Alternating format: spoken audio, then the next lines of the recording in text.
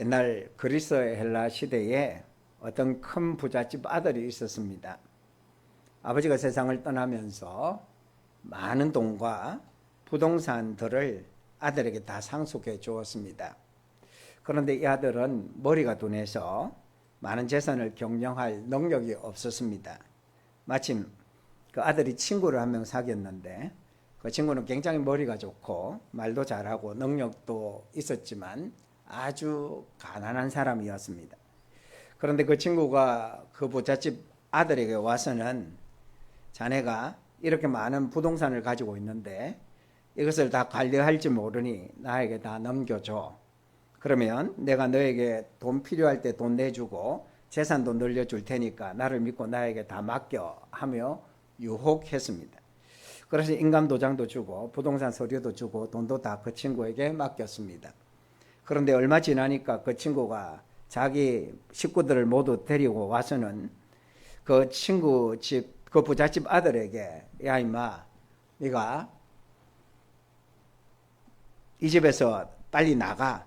합법적으로 이 집도 내 집이고 이 땅도 내 땅이고 부동산 다 내 거니까 속히 이 집에서 나가라고 본색을 드러냈습니다. 그래서 그 부잣집 아들은 졸지에 쫓겨나서 거지가 되었습니다. 아무리 생각해도 너무너무 억울해서 가만히 있을 수 없어서 법정에 고소해서 재판이 열리게 되었습니다. 이 재판을 구경하기 위해서 마을 사람들이 많이 모였습니다. 재판관이 원고에게 말합니다. 당신이 이 집과 부동산도 원래 당신 것인데 사기를 당했다고 하니 이에 대해서 설명해 보시오.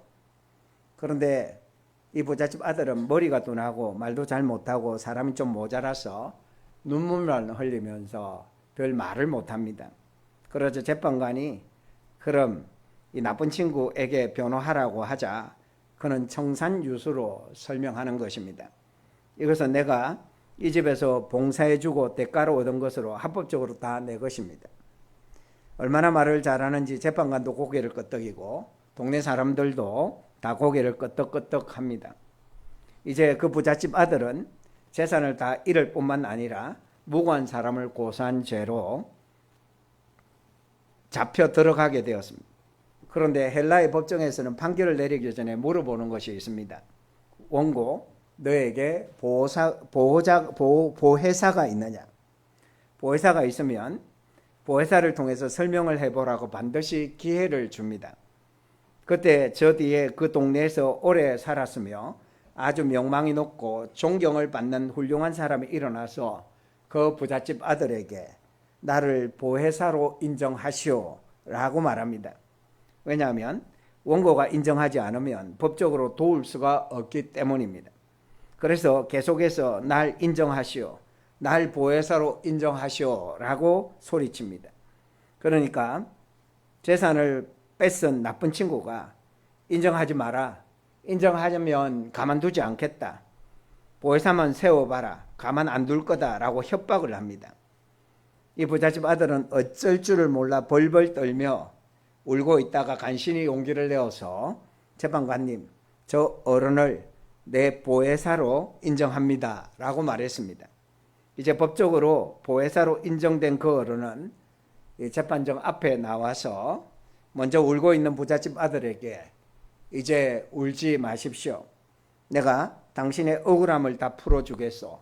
나를 의지하시오 라고 말하고는 재판관님, 내가 오랫동안 이 동네에 살면서 이 부잣집 아들과 그 친구라는 젊은이를 둘 다 잘 아는데 이것은 다 저 친구라는 젊은이가 꾸민 사기입니다.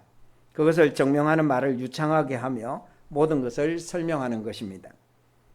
결국 보혜사로 인해서 재판정에서 모든 진실이 밝혀져서 재판관은 이 부동산과 재산을 모두 다 원고에게 돌려줘라. 그리고 이 사기꾼은 당장 체포해서 감옥에 집어넣으라고 판결했습니다. 보혜사가 이 부잣집 아들의 억울함을 풀어주고 그의 모든 재산과 명예를 회복시켜 주었습니다. 본문이 들어있는 요한복음 13장에서 16장을 가리켜서 예수님의 다락방 강화라고 하는데, 예수님이 공생의 마지막 사역인 십자가를 눈앞에 둔 잡히시던 그날 밤에 예수님이 자신들을 떠나가신다고 하니 마음에 걱정으로 가득 차서 두려워 떨고 있는 제자들에게 위로와 격려의 말씀을 하신 내용이 기록되어져 있습니다. 이 다락방 광화중의 핵심은 예수님이 십자가의 죽으심과 부활 그리고 성천으로 지상사역을 마치신 후에 지상사역을 계속 감당하실 성령님에 대한 말씀입니다. 제자들을 고아처럼 버려두지 아니하시고 성령님을 보내주실 것을 약속하십니다. 그런데 그 성령님을 보혜사라고 표현합니다. 보혜사라는 말이 신약 성경에 모두 5번이 나오는데 모두 사도 요한의 기록들에 나옵니다. 사도 요한은 보혜사라는 말을 2가지 면에서 사용합니다. 요한복음에는 보혜사를 위로자 대신 성령님을 대신하는 말로 사용합니다. 요한 1서에는 보혜사를 대언자, 변호자 대신 예수님을, 그래서 요한 1서에는 이 보혜사라고 번역하지 않고 대언자라고 번역하는데 헬라어 단어 파라클레토스라는 단어는 똑같은 단어입니다. 번역을 그렇게 했습니다. 그래서 예수님을 대신하는 말로 사용되었습니다. 그러므로 우리가 보혜사를 생각할 때에 보혜사 대신 예수 그리스도를 먼저 깨닫게 될 때 그 보혜사 대신 예수 그리스도께서 또 다른 보혜사 성령님을 보내주신 의미를 알 수 있게 됩니다. 우리에게는 성자 하나님과 성령 하나님께서 우리의 보혜사가 되신다라는 것은 너무나도 감격스러운 것입니다. 보혜사 대신 예수님과 성령님은 우리들을 인생의 들판에서 갈대처럼 고아처럼 외로이 두지 아니하시고 항상 함께 하시고 도우신다는 사실에 우리는 세상 큰 용기와 큰 기쁨과 또 큰 삶의 의지를 가질 수 있습니다. 지난 주일을 성령 강림절로 지켰습니다. 성령이 임하시면 우리의 삶이 바뀐다는 말씀을 드렸습니다. 지난 주일에 이어 오늘은 성령님께서 우리의 보혜사로 오셨다는 말씀을 전하려고 합니다. 예수님의 제자들의 입장을 한번 생각해 보십시오. 예수님은 제자들과 3년 동안 동고동락하면서 그들을 가르치시고 그들을 보호하시고 그들의 모든 것을 다 책임져 주셨습니다. 그런데 예수님은 십자가에서 돌아가시고 사흘 만에 부활하시지만 얼마 지나지 않아서 다시 성천하실 것입니다. 그러면 제자들은 이 지상에 남게 됩니다. 이런 제자들에게 예수님은 자신 대신 가르쳐 주시고 보호해 주시고 능력 주시는 보혜사로서 성령님을 보내주실 것을 약속하신 것입니다. 실제로 예수님이 성천하시고 제자들을 떠나신 후에 제자들은 한 곳에 모여 예수님의 약속을 붙들고 보혜사 성령님을 보내주실 것을 간절히 기도했습니다. 그들이 간절히 열흘 정도 기도했을 때에 오순절 날이었고 그 오순절 날에 성령이 제자들에게 임하셨습니다. 성령이 임하고 성령 충만을 받은 제자들은 변화되어서 예수님의 복음을 담대하게 전파하기 시작했습니다. 그리하여 예수 그리스도를 믿는 자들이 생겨났고 이들을 통해서 교회가 세워졌습니다. 성령님이 예수님의 약속대로 오셔서 제자들의 보혜사가 되신 결과입니다. 그 성령님은 계속해서 역사하셨고 오늘 우리에게도 역사하셔서 우리를 이렇게 주님의 몸된 장대한 교회로 부르셨습니다. 장대한 교회도 그리고 장대한 교회가 생긴 이래로 지금까지 교회가 유지되는 것은 보혜사이신 성령님의 역사인 것입니다. 오늘은 예수님께서 말씀하신 보혜사로서의 성령님에 대한 내용을 살펴봄으로써 은혜를 나누고자 합니다. 말씀을 듣는 중에 성령님께서 여러분들에게 역사하셔서 말씀을 깊이 깨닫게 되는 역사가 있기를 간절히 바랍니다. 예수님께서 성령을 보내주실 것을 약속하시면서 16절에 보면 내가 아버지께 구하겠으니 그가 또 다른 보혜사를 너에게 주사라고 말씀하십니다. 예수님이 보내실 성령에 대해서 또 다른 보혜사라는 특이한 표현을 사용하셨습니다. 여러분, 예수님은 왜 성령을 보혜사라고 표현하셨을까요? 특별히 예수님은 또 다른 보혜사라는 이런 표현을 왜 사용하셨을까요? 그 표현 안에는 성령님이 어떤 분이신지가 담겨져 있고 또 성령님께서 우리를 위해 어떤 일을 하실 것인지가 담겨져 있습니다. 지금 예수님은 자신이 떠나심으로 모든 일이 끝나는 것이 아니라고 말씀하십니다. 예수님은 자신이 떠난 후에 성령을 보내실 것인데 이 성령은 이 세상에서 33년이라는 짧은 생애와 사역을 감당하신 예수님과는 달리 제자들과 영원히 함께 하시면서 하나님의 구속 역사를 진행하시는 분이라고 설명하고 있습니다. 보혜사 파라클레토스라는 개념은 설교 서두에 말씀드린 것처럼 당시 법률 제도 속에서 사용되던 실제적인 역할이었습니다. 일반적으로 법정에서 보혜사는 변호인, 대언자, 중재자, 조언자 역할을 했습니다. 보혜사는 단순히 감정적인 위로자가 아니라 실제적으로 법적, 논리적으로 변론을 도와주는 존재입니다. 오늘도 말하면 변호사 역할을 했다고 볼 수 있죠. 예수님이 성령님을 또 다른 보혜사라고 부르신 의미는 예수님 자신도 보혜사이시며 성령님께서 예수님 이후에 성도들 곁에서 도우시는 또 다른 보혜사로 오신다는 뜻입니다.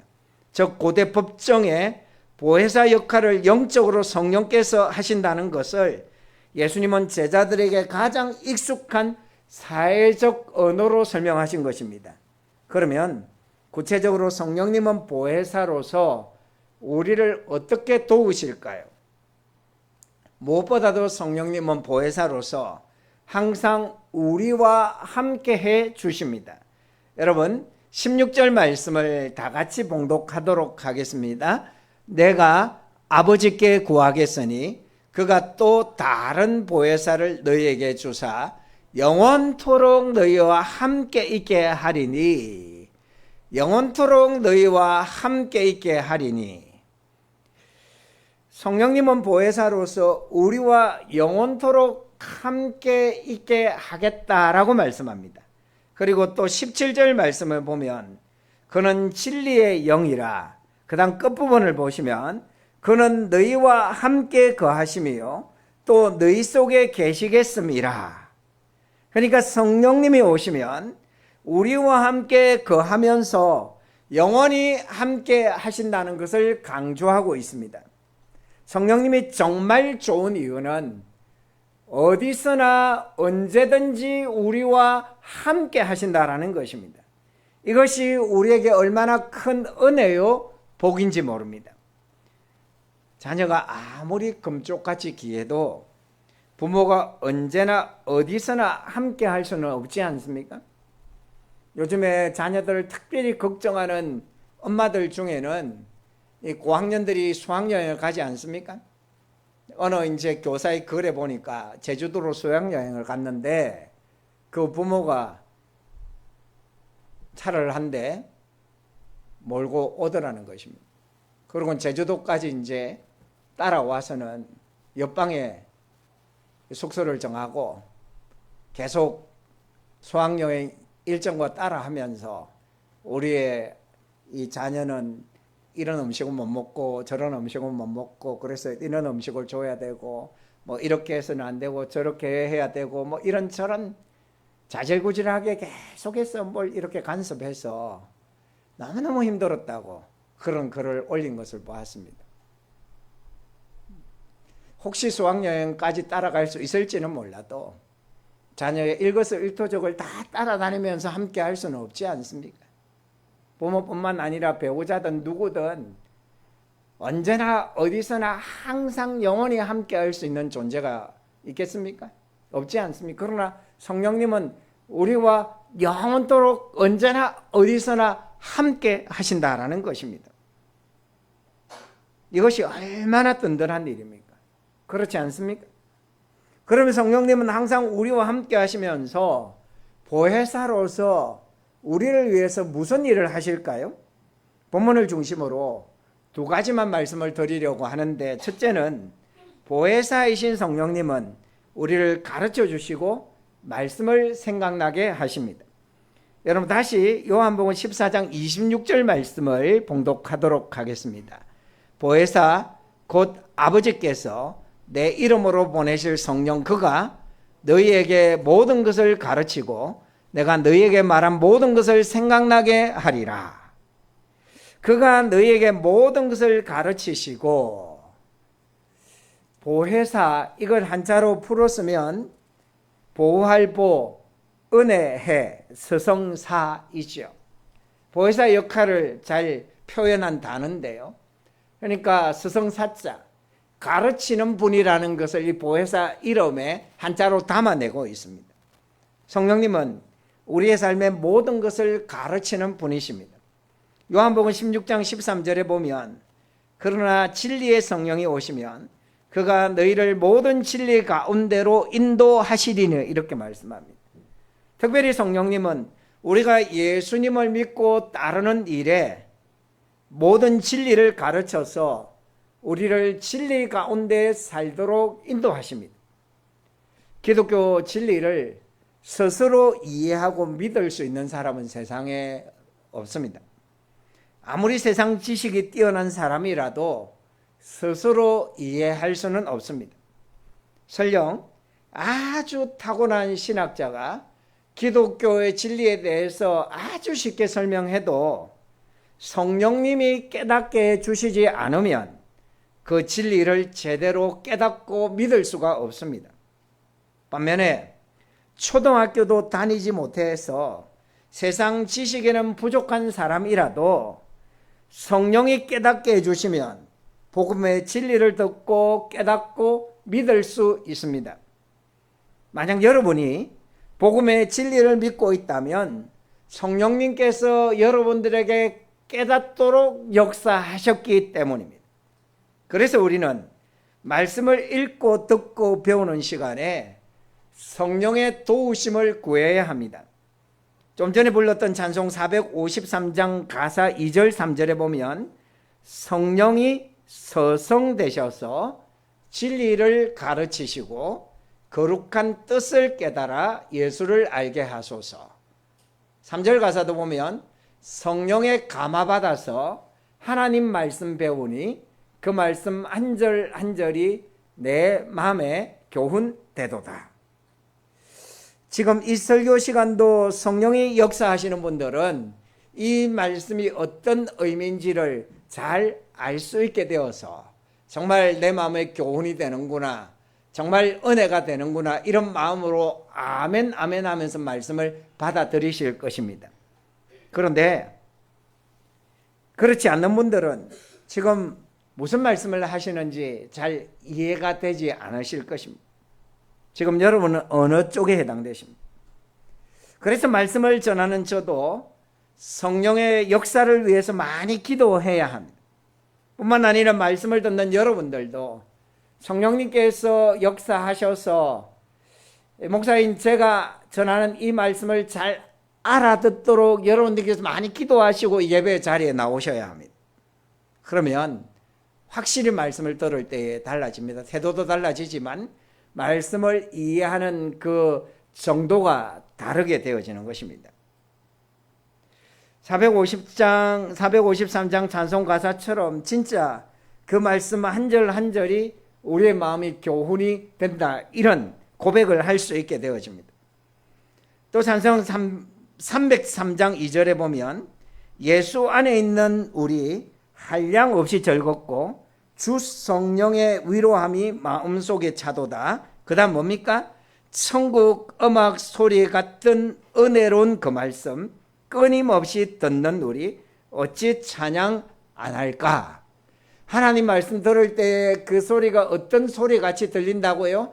천국 음악 소리같이 너무나도 은혜롭고 너무나도 아름답게 들린다는 것입니다. 그래서 그 말씀에 듣고 은혜 받고 찬송을 저절로 하게 되어진다는 것입니다. 여러분에게 이런 역사가 언제나 말씀 들을 때 있기를 간절히 바랍니다. 혼자서 성경 읽을 때도 마찬가지입니다. 성경을 읽을 때에 성령의 인도하심을 구하면서 성경을 읽을 때에 성령님께서 그 말씀의 의미를 깨닫도록 역사해 주신다라는 것입니다. 뿐만 아니라 26절 마지막 부분에 다시 보시면 내가 너희에게 말한 모든 것을 생각나게 하시리라 이렇게 말씀하는데 본문의 직접적인 대상은 제자들입니다. 예수님께 배운 말씀을 성령님께서 임하실 때에 잘 생각나도록 하신다라는 것입니다. 우리에게 적용하면 성령님께서 우리의 삶 속에 우리가 이미 듣고 배운 말씀을 생각나도록 하신다는 것입니다. 그래서 어떤 상황 속에서 우리가 성령님의 도움을 구할 때에 그 말씀에 입각해서 내가 어떻게 말해야 되고 내가 어떻게 행동해야 되고 내가 어떤 판단을 해야 할지를 성령님께서 깨닫도록 역사하신다라는 것입니다. 실제로 성령 강림 후에 제자들의 모습을 보면 이 말씀대로 예수님의 말씀이 생각이 나서 그들이 성경을 기록했지 않습니까? 그리고 복음도 예수님의 말씀대로 전했지 않습니까? 그리고 사람들을 예수님의 말씀으로 잘 양육했지 않습니까? 뿐만 아니라 제자들의 삶이 성령의 붙들림 바 되어서 위대한 삶을 그들이 살았지 않습니까? 그러면 여러분, 생각나게 하시는 성령의 도움을 받기 위해 우리가 먼저 해야 할 일이 무엇이겠습니까? 우리의 머릿속에 하나님의 말씀이 많이 들어있어야 그 말씀 중에 성령님이 깨닫게 하시는 역사가 있지 않겠습니까? 성령님은 우리의 머릿속에 말씀이 하나도 없는데 어떻게 우리에게 말씀이 생각나도록 하시겠습니까? 그러니까 성령님이 우리 속에 있는 말씀이 생각나도록 하기 위해서 우리는 말씀을 많이 알아야 됩니다. 말씀을 많이 알기 위해서 배워야 하고 머릿속에 말씀을 많이 담아두어야 하는 것입니다.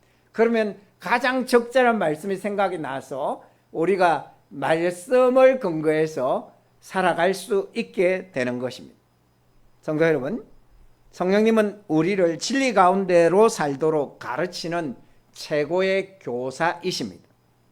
성령님께서 모든 삶에서 성령님께 모든 우리의 삶 가운데서 우리를 가르치시도록 우리가 성령님을 의지하면서 도움을 구해야 합니다. 그럴 때 성령님께서 우리에게 지혜를 주실 것입니다.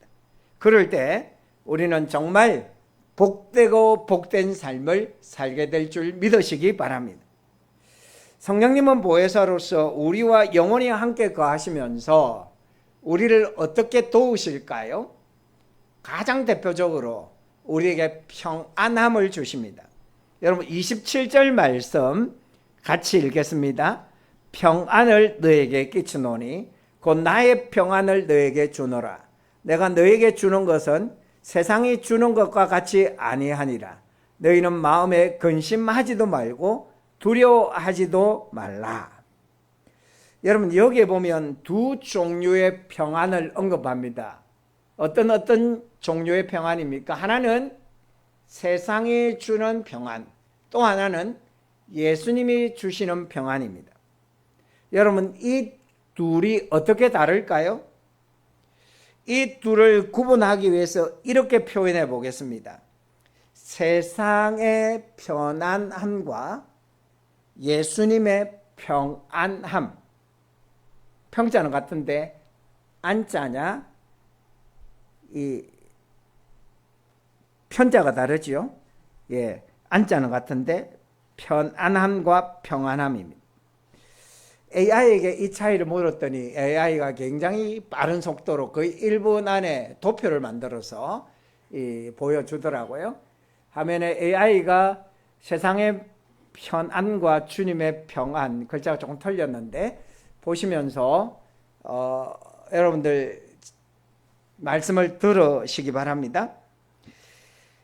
편안이라는 말과 평안이라는 말을 우리가 혼용해서 사용하는데 어떤 차이가 있냐 하면 편안은 외적인 환경 조건에 의해 주어지는 육신의 안락을 말합니다.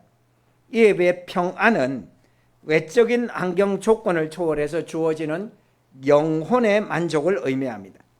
예수님은 편안이 아니라 평안을 주시는 분이십니다. 예를 들면 침대 광고 카피에 이런 내용이 있지 않습니까? 흔들리지 않는 뭡니까? 편안함 땡땡땡 침대. 여러분, 침대를 아주 잘 만들면, 인체공학적으로 잘 설계해서 잘 만들면 거기에서 누워 잠을 자면 잠이 잘 올까요? 잘 오겠죠.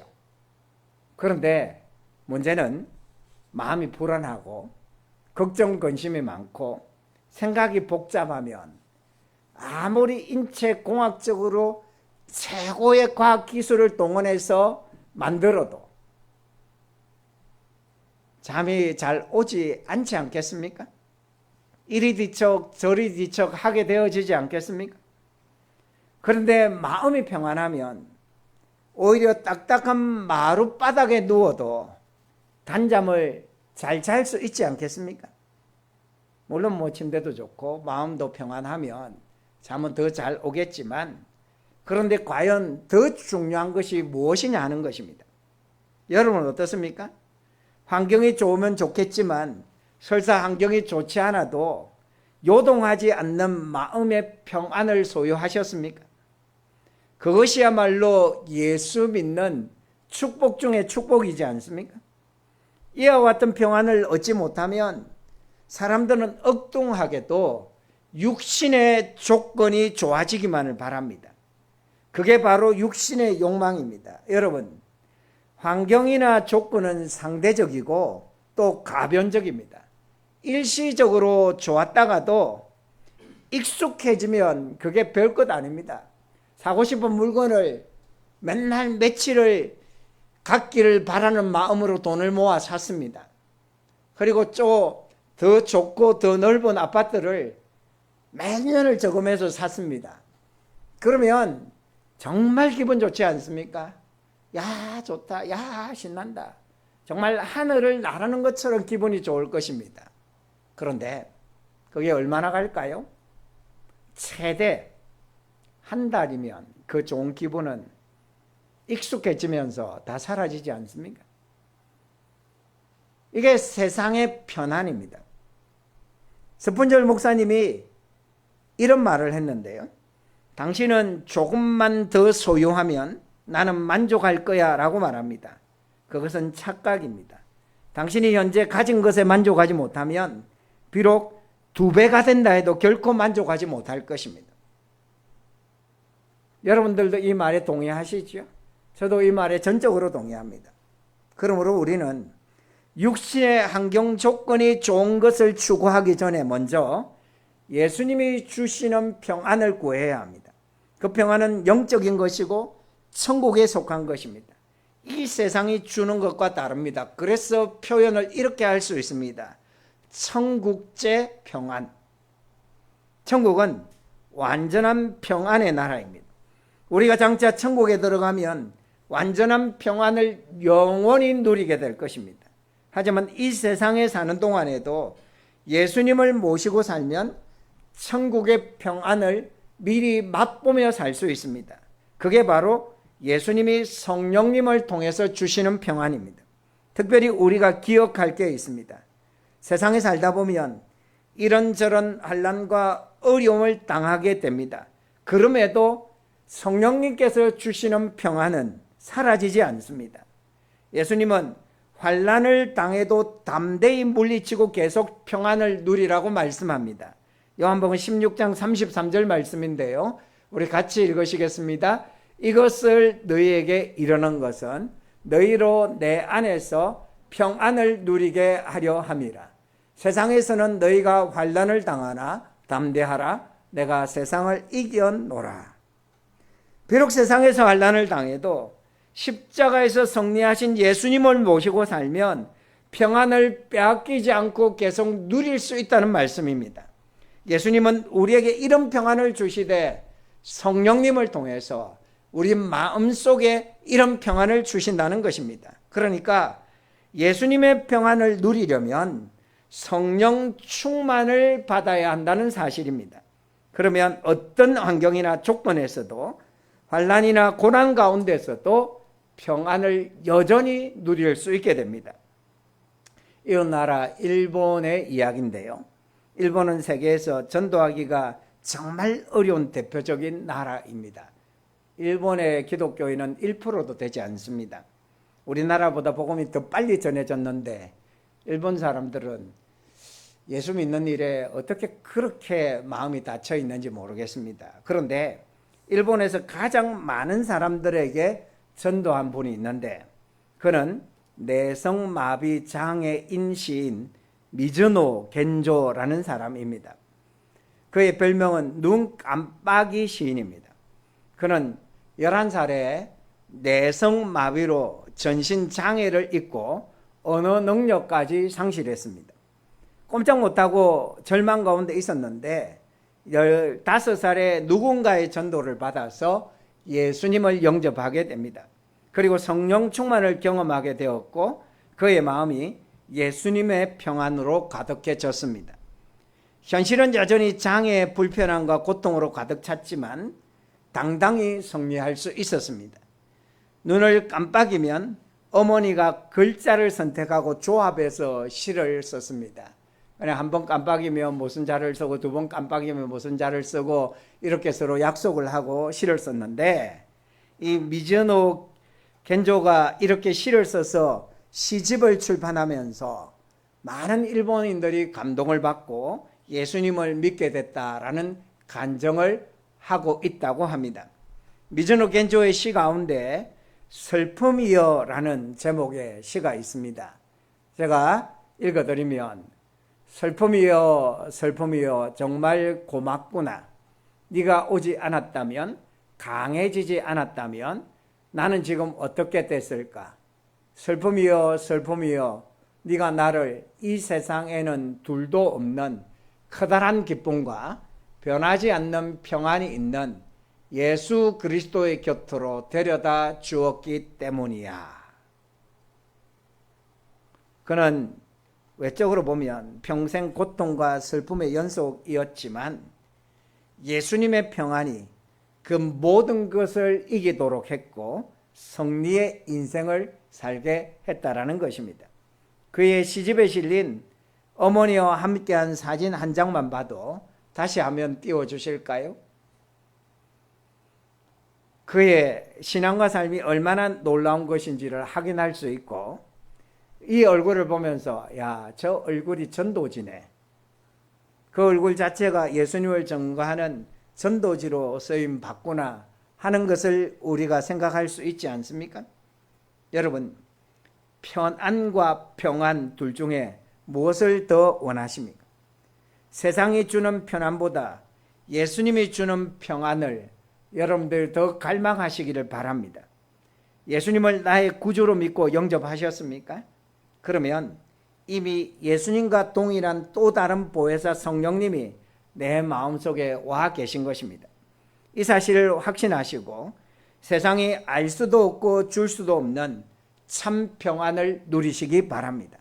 이게 바로 예수 믿는 맛이지 않습니까? 가장 큰 행복이지 않습니까? 아무리 좋은 집에 살고 아무리 좋은 침대에 누워도 잠도 못 자고 걱정 근심만 하고 염려만 하고 불평 불만만 하고 삶의 권태로움만 느끼면서 그렇게 산다면 그게 무슨 행복이겠습니까? 그러나 여러 가지 어려움이 많이 있지만 힘든 일이 많이 있지만 성령님께서 그 마음에 평안을 주시고 그 평안을 누린다면 그 인생이 더 복된 행복한 인생이 되지 않겠습니까? 그러므로 세상의 환난이나 어려움이 여러분에게 닥쳐오더라도 성령 충만함으로 예수님의 평안을 누리시기를 간절히 바랍니다. 더 나아가 그 평안이 여러분의 얼굴과 삶 속에 나타나서 주위 사람들에게 예수님을 증거하는 도구가 될 수 있기를 바랍니다. 말씀을 맺겠습니다. 우리는 하루도 바람 잘 날 없는 세상 속에서 바람에 흔들리는 갈대와 같이 살아가는 연약한 존재들이지 않습니까? 우리의 힘으로 살기가, 아니 버티기가 너무나도 힘든 세상이지 않습니까? 내가 안 아프면 가족이 아프고 몸이 안 아프면 마음이 아픈 그런 세상에서 우리나라가 혼란스럽고 복잡하다가 좀 잠잠해지면 이웃 나라가, 또 여러 나라가 뭐 전쟁이 일어나든 뭐 지진이 일어나든 홍수가 나든 그러면서 복잡해지는, 그래서 뭐 이렇게 저렇게 환율이 뛰고 유가가 뛰고 뭐 이런저런 어려움이 우리 가운데 직접적으로 영향을 미치는 이런 세상에서 우리가 살아가고 있지 않습니까? 그럼에도 불구하고 우리가 언제나 힘내고 용기 내어 살 수 있는 길이 어디에 있겠습니까? 연약한 우리를 돕기 위해 성령님이 보혜사로 계십니다.